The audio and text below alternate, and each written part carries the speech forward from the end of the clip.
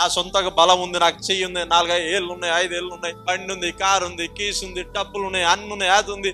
అవి ఉంటే ఏమైనా ఉపయోగమా? అవి ఎవరి వల్ల వచ్చాయి? గాడ్స్ గ్రేసే కదా. నేను సంపాదించిన బ్రదర్, నేను సంపాదించిన టుడే బ్రీతింగ్ హాలిడే ఎవరైనా ఆపుకోగలుగుతారా?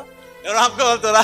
ఈరోజు పరలోకాన్ని వచ్చిన ఆజ్ఞ ఏంటిదంటే బ్రీతింగ్ హాలిడే. ఎవరు ఉన్నారా ఇక్కడ? లేదు కదా. సో గాడ్ నీకు ఇస్తున్న ఉచితమైన కృప, సామర్థ్యము, స్ట్రెంత్ను బట్టి నీవు వెళ్ళి సంపాదించుకొని దానివల్ల నువ్వేం చేస్తున్నావు? They are enjoying your life. అవునా కదా? అవునా కదా? సో అందుకనే ఒక క్రైస్తవుడు విశ్వాసి ఉదయాన్నే తన మోకాలు వంగి ఐ థ్యాంక్ యూ లార్డ్ అని చెప్పని వ్యక్తి, ఆ వ్యక్తి గర్భంలో ఉన్నట్టే. ఆ వ్యక్తి గర్భంలో ఉన్నట్టే. మీరేమైనా అనుకోండి. ఒక విశ్వాసి క్రైస్తవుడు ప్రార్థనాపరుడు అయితే నీవు ప్రతి దినము లేచిన వెంటనే నువ్వు మోకాలు వంగి thank you lord Jesus for this life, thank you lord Jesus for strength. ప్రభువా నీ సామర్థ్యము, నీ బలాన్ని, శక్తిని బట్టి నీ కృతజ్ఞత చెల్లిస్తున్నాను అని చెప్పే వ్యక్తి నిజముగా హంబుల్ సెల్ఫ్, తగ్గింపు కలిగిన వ్యక్తి. ఆమేన్. సో ఆటోమేటిక్ గా దేవుని గర్పరిచే వ్యక్తి నీ తోటి సహోదరుడు కూడా ఎలా చూస్తాడు? ఇంకో విషయం చెప్పాలా? బైబిల్ ఏమంటే తెలుసా? నాకు అది ఉంది, ఇది ఉందని నీ సహోదరు ముందు చెప్తే ఏమైనా తెలుసా? నీ సహోదరుడు నువ్వు కించపరుస్తున్నావంట. అందుకే ఏం చేయాలి తెలుసా? రైచస్ లైఫ్ అనేది ఎలా ఉంటుంది తెలుసా? నీ తోటి సహోదరుడు కూడా ఆశీర్వాదములోకి నడిపించే రీతిగా ఉండాలంట. అర్థమైందో లేదో? సో ఓకే, గాడ్ నేను బ్లెస్ చేస్తున్నాడు, థ్యాంక్ గాడ్. నిన్ను హెచ్చిస్తున్నాడు, థ్యాంక్ గాడ్. ఓకే, నీ సహోదరుని పట్ల కూడా నువ్వు అలాగనే చూడాలంట. విశ్వాస కావచ్చు, రక్త సంబంధి కావచ్చు, ఇంకెవరన్నా దే ఆర్ బ్రదర్లీ లవ్. సహోదరి యొక్క ప్రేమను మనం మెయింటైన్ చేయాలంట. ఆమేన్. హల్లెలూయా. సో దీనులకి దేవుడు కృపను అనుగ్రహిస్తాడంట. దీనత్వం అంటే తను ప్రభు సన్నిధిలో తగ్గించుకొని, ఓకే, దేవుని మాటకి విధేయత చూపించడమే తగ్గించడం. ఓకే, హంబుల్నెస్ ఉండడం, దేవుని మాటకి విధేయత చూపించడం. ఆమేన్. దేవుని వాక్యాన్ని నమ్మేవాళ్ళు, దేవుని వాక్యాన్ని స్వీకరించే వాళ్ళు, విధేయత చూపించే వాళ్ళు ప్రభుని గణపరిచే వాళ్ళంట.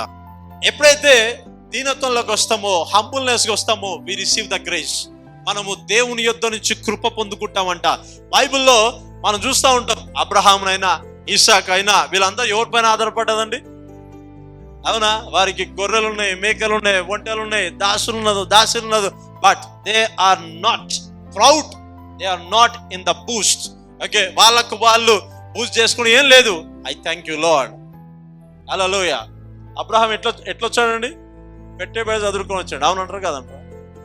ఎక్కడ ఆశీర్వదించాడు దేవుడు? ఎడారిలో ఆశీర్వదించాడు.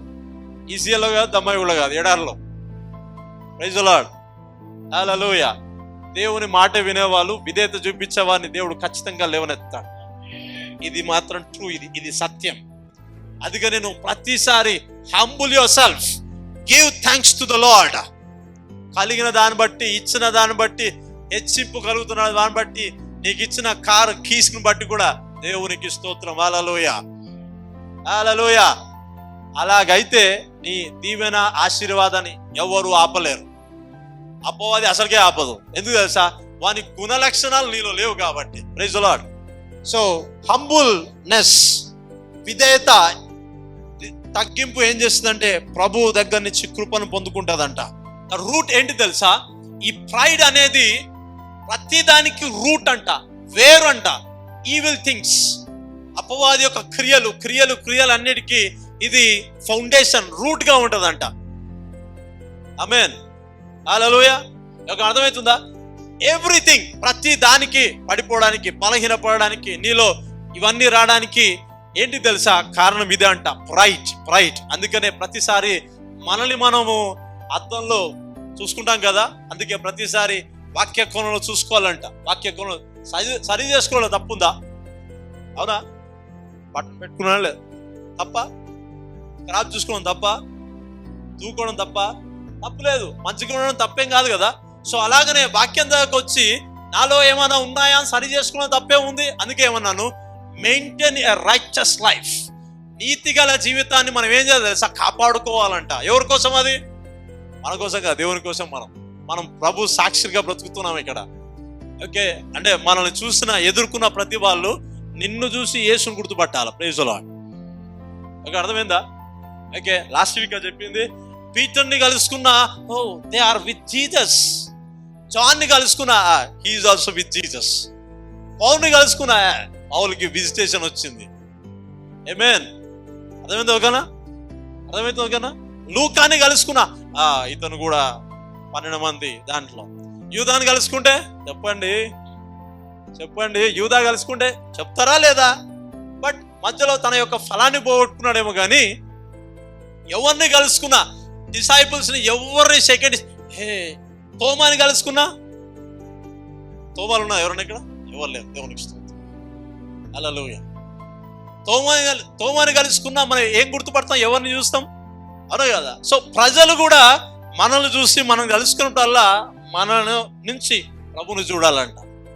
So humble yourself on to the lord.